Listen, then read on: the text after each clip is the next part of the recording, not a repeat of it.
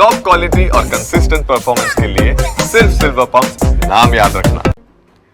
સમાચાર રાજકોટથી મળી રહ્યા છે કે જ્યાં રાજકોટની સરકારી પદ્મકુંવરબા હોસ્પિટલમાં દર્દીઓ છે એ પરેશાન થઈ રહ્યા છે। ગરમીમાં દર્દીઓ હેરાન છે। માત્ર 2 જ પંખા હોવાથી દર્દીઓ ઘરેથી પંખા લઈને આવવા માટે મજબૂર બન્યા।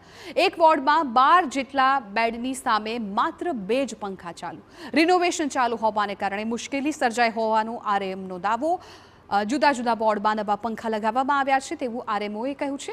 અનેકવાર પીઆઈયુમાં પણ કરી હતી રજૂઆતો। આગામી સમયમાં એસીની સુવિધા માટે રજૂઆત કરવામાં આવશે। હોસ્પિટલમાં રિનોવેશનને કારણે પંખામાં ખામી સર્જાઈ હતી, જેના કારણે દર્દીઓ ભારે ગરમીમાં મુશ્કેલીમાં મુકાયા હતા। જોકે દર્દીઓની ફરિયાદને જોતા જ હોસ્પિટલના આરએમઓ દોડી આવ્યા અને તાત્કાલિક સમારકામ કરાવી પંખા ચાલુ કરાવ્યા હતા।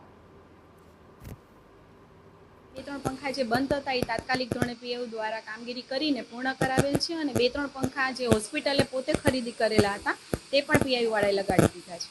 एवुं बनशे तो पीआईयू तेमज सरकारमां पण कूलर अथवा तो एसी कांई पण थाय जो कूलर थाय तो एनी व्यवस्था माटे ग्रांट माटे पण अमे फाळवणी माटे रजूआत करीशुं। પદ્મકુંવરબા હોસ્પિટલની લાલિયાવાડી સામે આવી આરએમઓની ઓફિસમાં કોઈ હાજર ન હોવા છતાં એસી અને પંખા ચાલુ। અધિકારીઓ ગેરહાજર છતાં એસી અને પંખા બંને ચાલુ હતા। એક તરફ પંખા ન હોવાથી દર્દીઓ ગરમીમાં હેરાન થાય છે, તો બીજી તરફ આરએમઓ ઓફિસમાં બેફામ વીજળી વેડફાઈ રહી છે।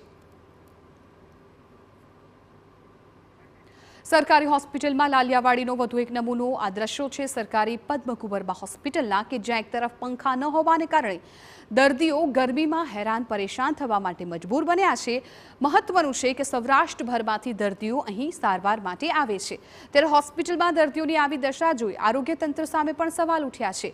અને બીજા દ્રશ્યો આપ જુઓ કે જ્યાં કોઈ અધિકારી હાજર ન હોવા છતાં આરએમઓની ઓફિસમાં એસી અને પંખા બંને ચાલુ જોવા મળ્યા। જાણે હોસ્પિટલમાં માત્ર અધિકારીઓને જ સુવિધા આપવાની હોય, દર્દીઓ તો ઘરેથી પંખા લાવવા માટે મજબૂર બને છે। હવે આ પાછળ હોસ્પિટલ તંત્ર શું બહાનું આપીને લૂલો બચાવ કરશે તે જોવાનું રહ્યું।